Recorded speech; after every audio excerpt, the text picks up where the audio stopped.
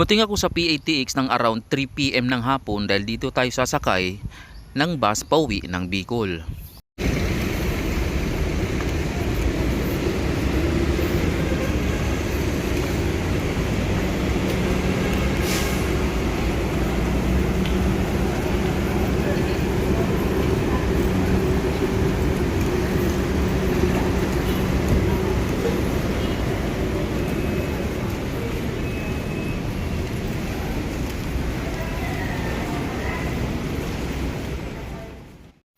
At pagpasok nga natin dito sa loob ay makikita agad natin ang mga guide ng ruta.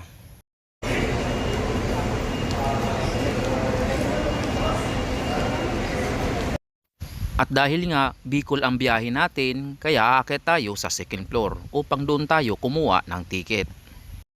At pagkaakyat nga natin sa second floor ay dumiretso agad ako ng ticket booth 1 dahil nandito ang mga biyaheng Bicol.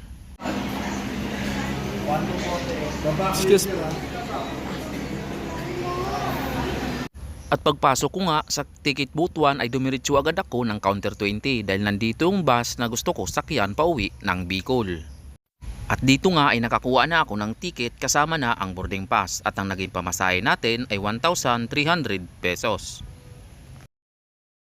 Pagkakuha nga natin ng ticket sa ticket booth 1 ay dumiretso na agad ako sa gate 4 dahil dito tayo mag-aantay ng bus na sasakyan natin. Kaya mo ng LRD na kung naklawang, yung pang 14 din po, cancel po yung trips nyo. Balik po kayo sa ticket mo para palitan po yung boarding pass nyo. Salamat po. LRD po, LRD. Yung pang 14 din po. Habang ang nakatayo ako sa waiting area ay nakita kong dumating na ang bus na sasakyan natin.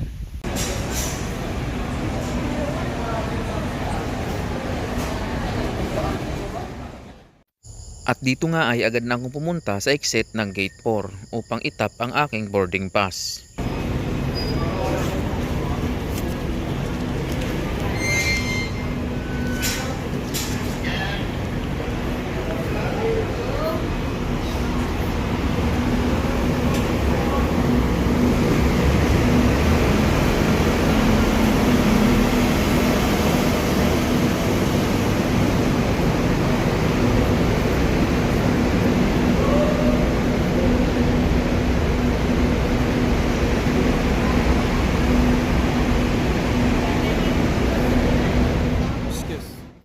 At ito ang rides natin for today's video, itong Yutong C12 Pro ng DMMC Travel and Tours Incorporated.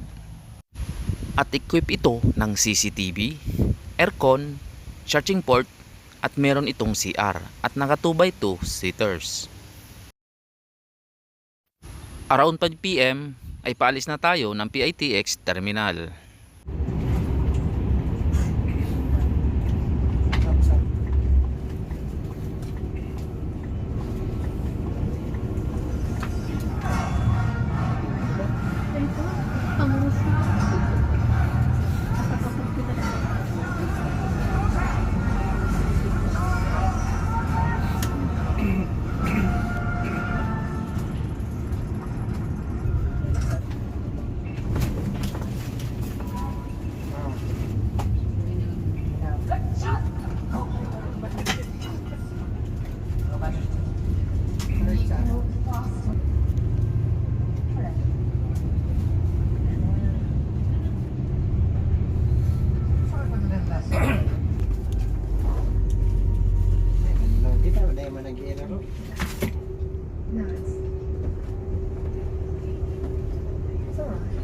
Iya, tama magkayang ibang bus biyahe ka, pinabiyahe ito.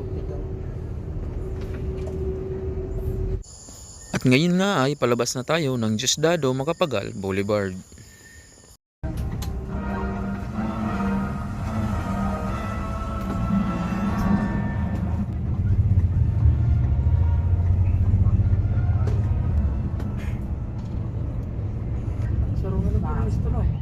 Ang buong akala ko dadaan ang bus ng Sisay Doktor, hindi pala, dire-diretso lang ng Diosdado Macapagal. Pick up.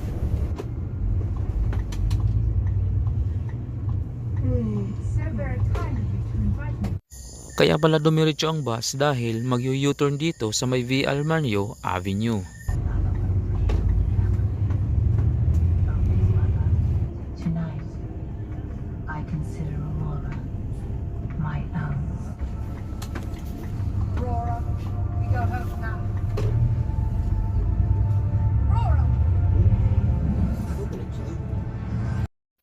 At dito nga ay bumalik tayo ng Coastal Road upang makaakyat tayo sa Skyway.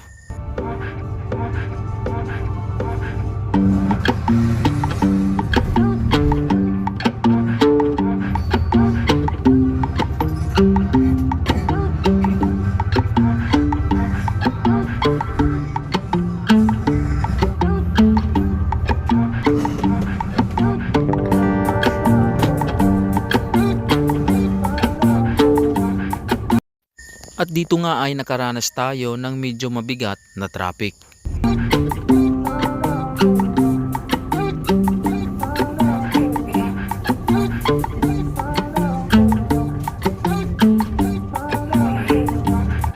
At ngayon nga ay nakalusot na tayo sa medyo mabigat na traffic.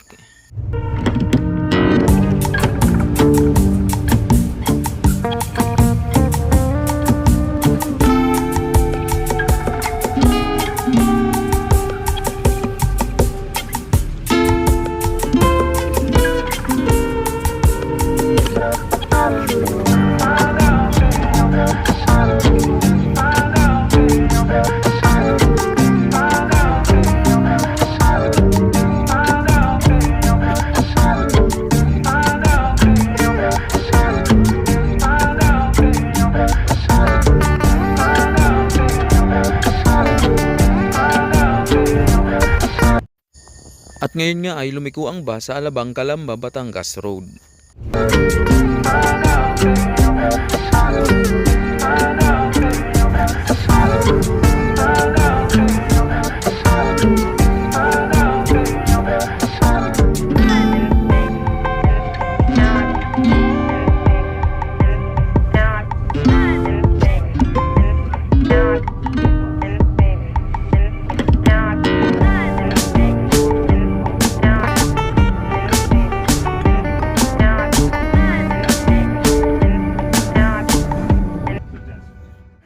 At pagdating nga natin ng XLEX ay may nakasabay tayong dalawang bus na bubumiyahe ng Lucena.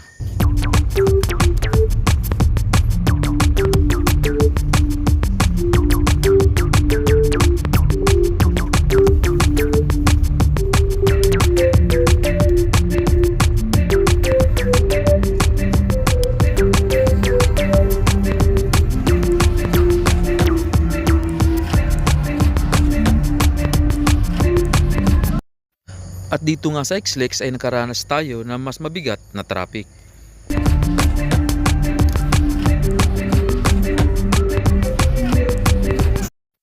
Pagdating nga sa dulo ay kumana ng bus dahil papasok tayo ng Southwoods.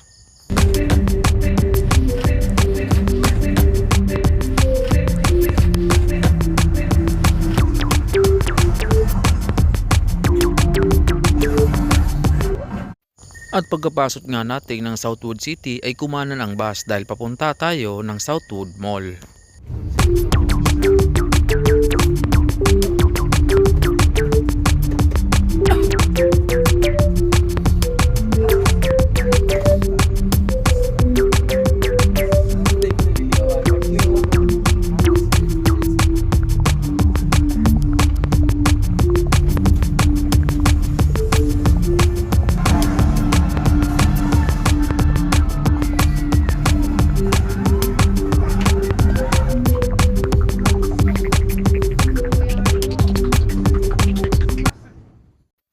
At pagdating nga ng bus dito sa DMMC Terminal dito sa Southwoods ay wala naman palang sasakay. Kaya umalis na din agad ang bus.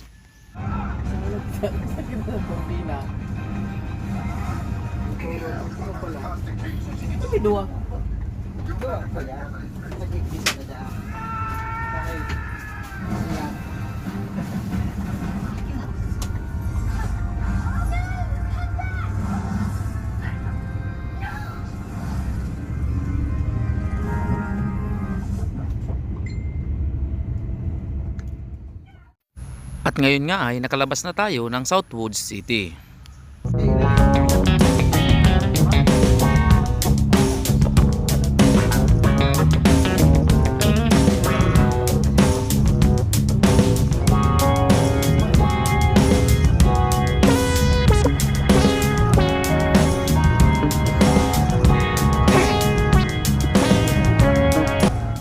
At dahil nga tadaan tayo ng turbina, kumana ng bus sa turbina Makiling Road.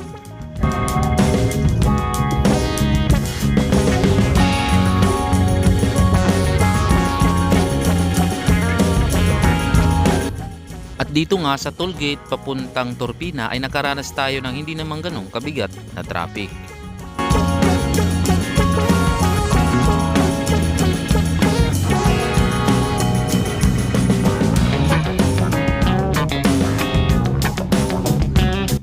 At sa ilang minuto nga ay nakarating na tayo ng turbina terminal ng DMMC.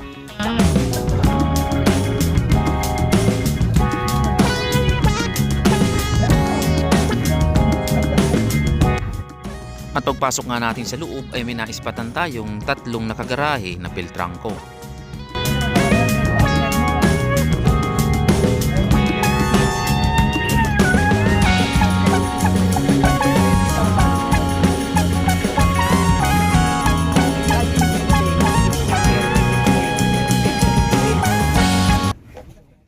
At pagkasakay nga ng pinikap na pasahero ay umalis na din agad ang bus.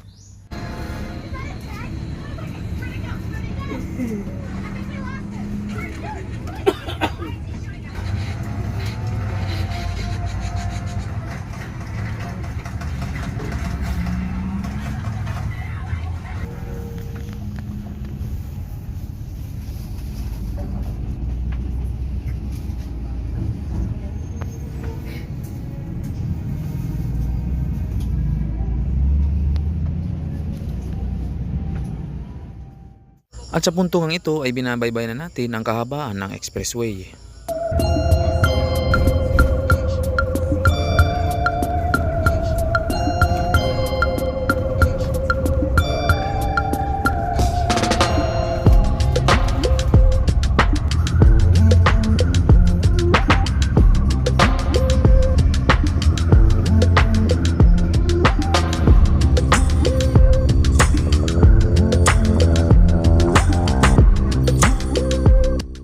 At dahil nga sobrang traffic sa Santo Tomas, Batangas, mas binabuti ng driver na dumaan sa Ibaan at Tanawan, Batangas.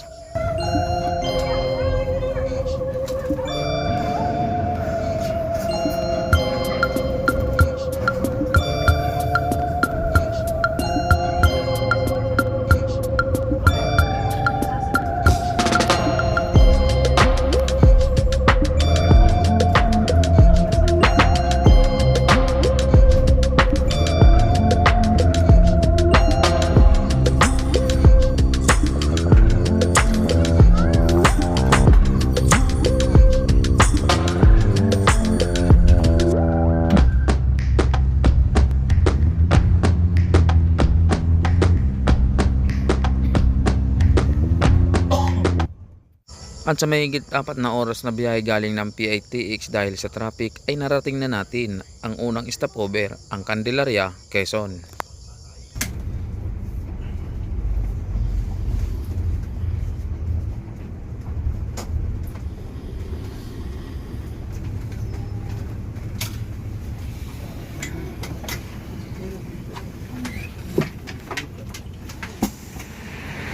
So yun mga Lodi, nakarating pa lang namin dito sa unang stopover ang Candelaria, Quezon.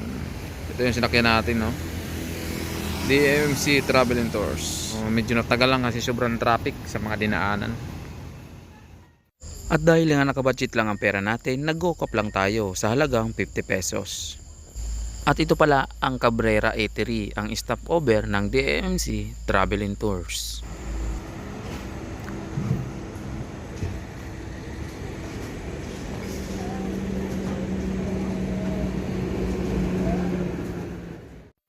At pagkalipas nga ng 30 minutes na stopover natin sa Candelaria, ay umalis na din ang bus.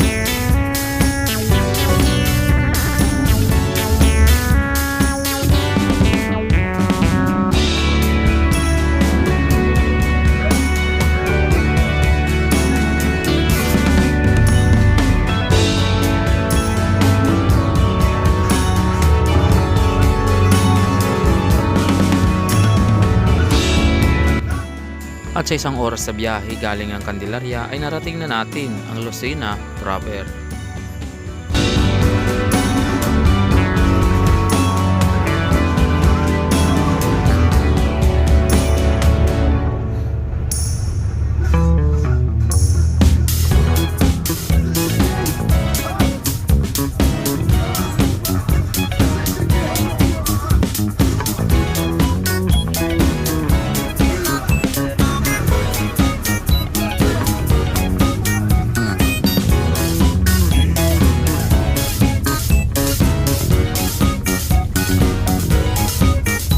At pagdating nga natin dito sa Pagbilao, Quezon ay nagpagas muna ang bus. So,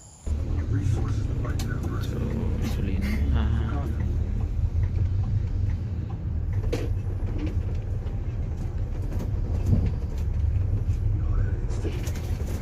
We got spies making every nation on Earth already in place.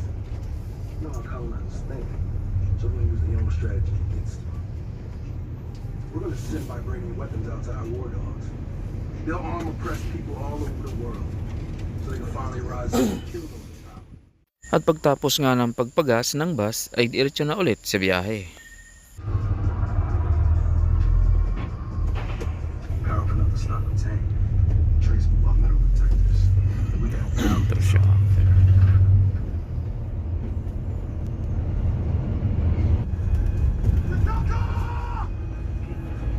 What's up? Watch out, shit open. I'm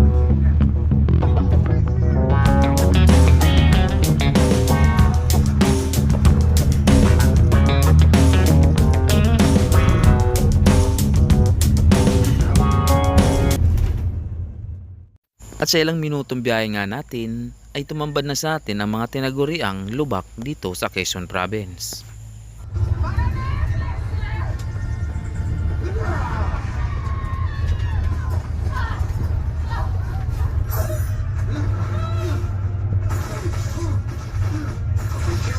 I got him. What do I do? Sabi ang lubak.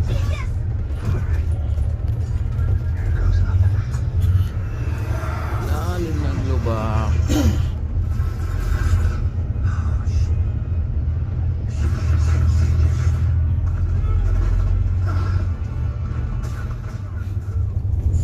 At paglipas nga ng ilang minuto ay may natanaw tayong bus sa di kalayuan. Maabutan kaya to nang sinasakay natin itong bus?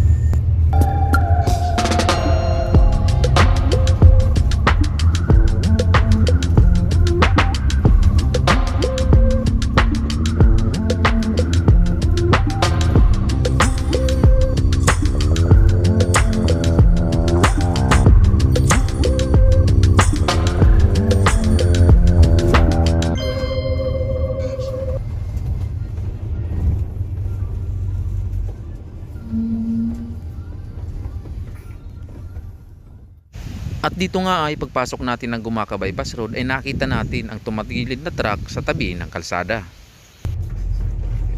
Parang araw pa to yung umano dito, tumirik dito.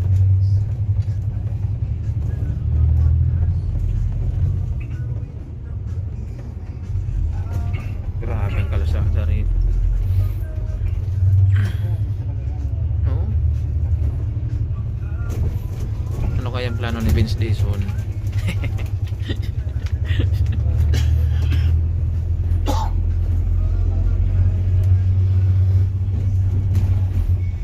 Ito nga oh, lahat.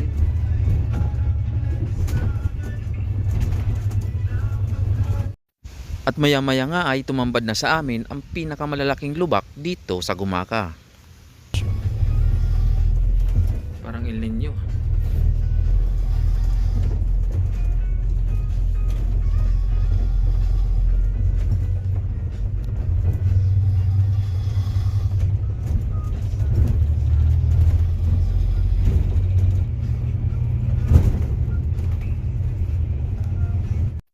At dito ko napagtanto na hindi lang dahil sa lubak kaya maraming naaksidente, kundi dahil napakadilim din ng lugar na ito.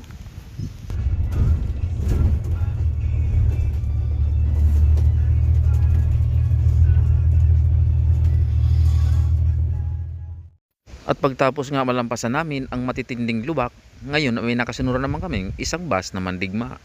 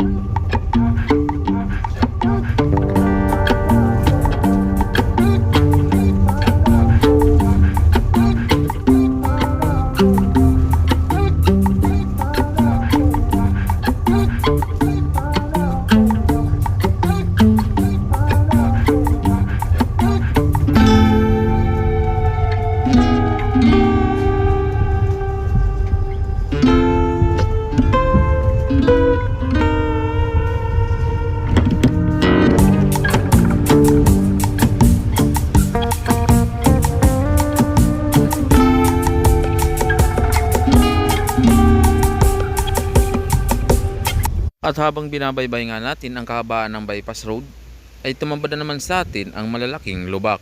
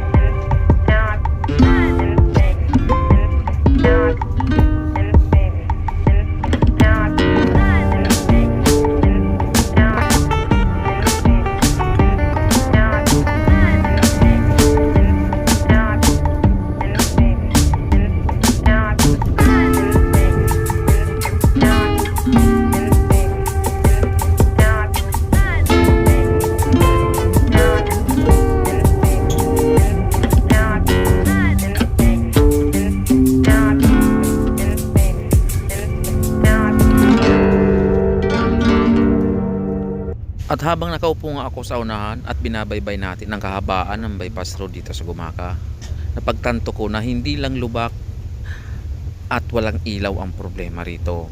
Problema rin dito ang matatarik at palusong na kalsada na delikado sa may mga kargang mabigat na mga bagahe o mga pang-deliver papunta ng Maynila o patawid ng dagat sa Visayas. At dito nga ay naabutan na natin ng ibang bus na bumabiyahe ng Bicol.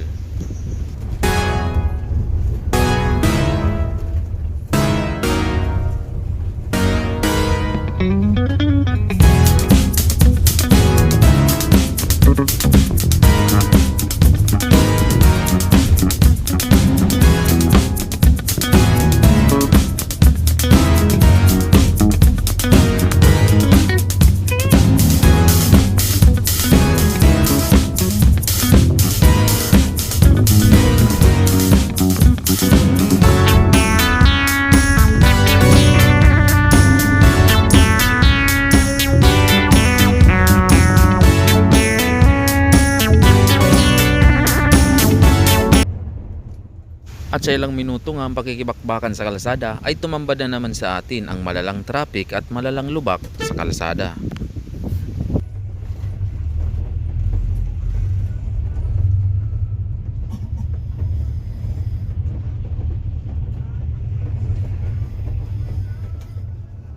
At sa ilang minuto na pakikipagpatintero sa kalsada dito sa Quezon Province ay napagtanto ko na malapit na tayo makarating sa Bicol.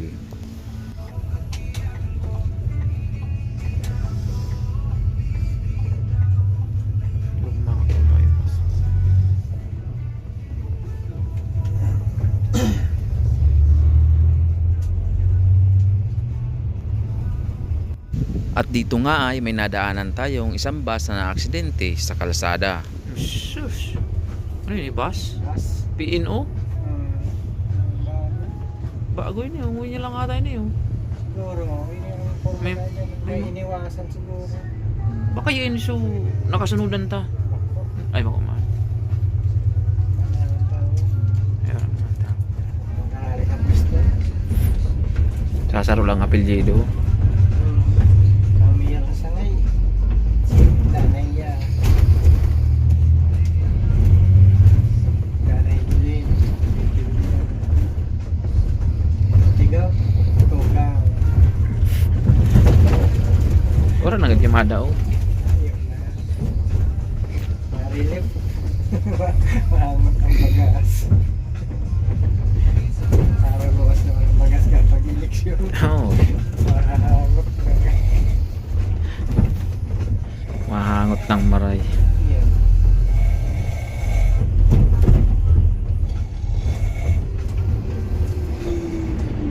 Ganti-ganti kong papaya. Grabe yan ko yan. Nagurutong mga makina. Siguro sa paddle ka. Hmm.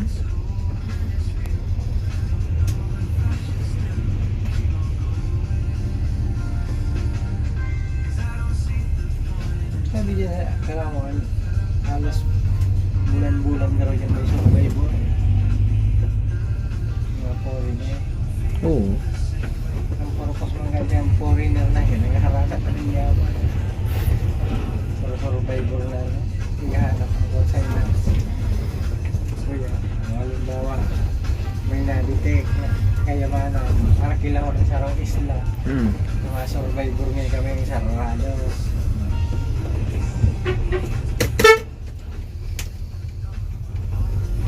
Aling Davao ito ah. Yeah.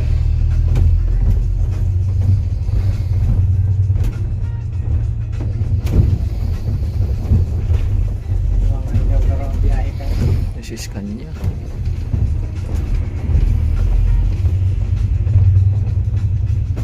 Talaga, salamat dyan ang mga driver. Nahirap ng mga driver. Sa Robus kanya. Mga driver, 400. Is 400 dyan sa ilo. Pag may pinali ka na, isang taon ka na, 450. kabanga lang sa minimum ah. Mayo kaning violation. Mata, pag may violation ka na eh. Galante. Maray pa sa Raymond ka. Biyahe ka ni. Tara mo ano. Basic mo. Pag single ka na, 50. Oh, ayos na. Single driver. Pag double driver ka mo. Kaya 75. At habang bumabiyahe nga tayo ay inabot ako ng matinding antok at kinailangan ko na munang matulog.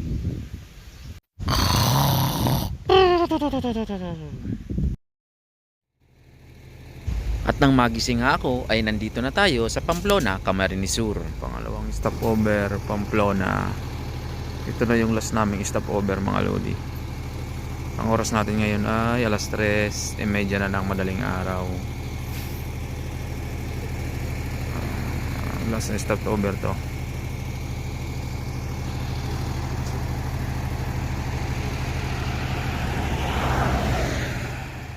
At paglipas nga ng 20 minutes, agad na rin umalis ang bus.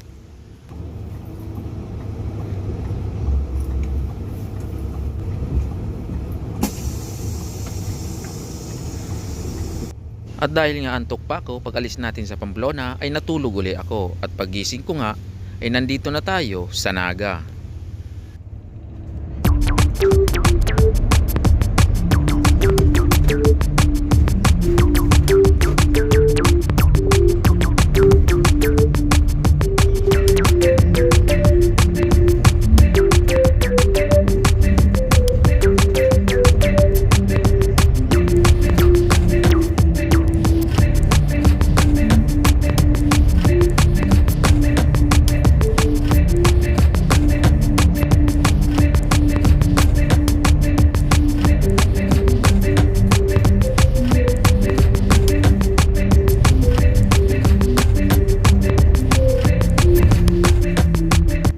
At dito nga ay habang nasa biyahe tayo ay palapit ng palapit si Mayon. Hudyat ito na malapit na tayo sa ating destinasyon.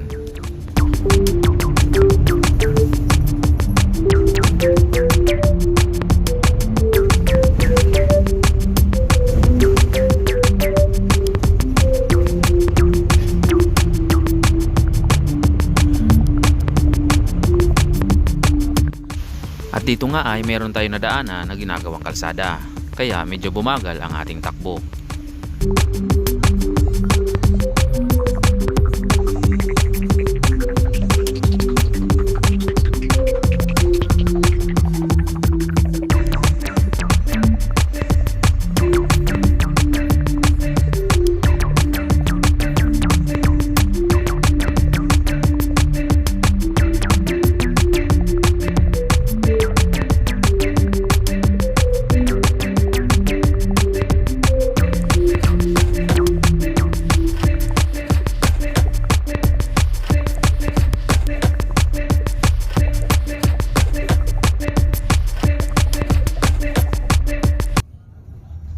At dahil nga ngayon ay malapit na tayo kay Mayon, ibig sabihin nito, nasa lalawigan na tayo ng Albay.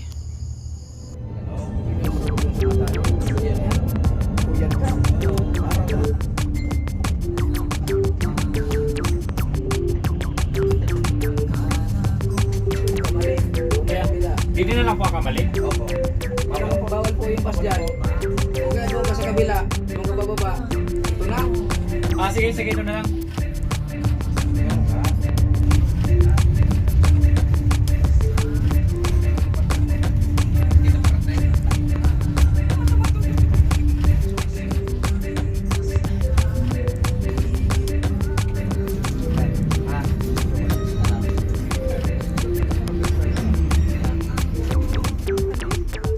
Pagkababangan ng pasahero sa Kamalig, mga ilang minuto lang ay nandito na tayo sa Banyag, Daraga. Doon ako kuya sa may ano? Sa may Pasorsogon. Kaya nga doon lang. Di pa gaganong kayo? Doon lang. Oh, may pwede ko po dyan. Yan ang malaog. Oo, dyan lang nga. Ay, Tinota. pagli ko, ma'am. Ayan, doon. Pagli ko na lang. Oo. Sige po. Pabunot ka mo, di ba? Doon lang ako sa may kan. Suro-suro ka, boss, no? Oo. Yes, kaya na pag nagpaparapara.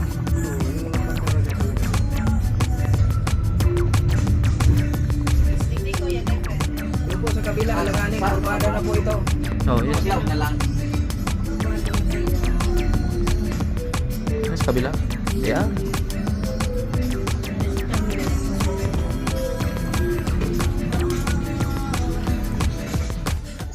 At sa mahigit 16 hours na biyahe galing ng PITX, ngayon ay narating na natin ang ating destinasyon. Ito ang Daraga, Albay.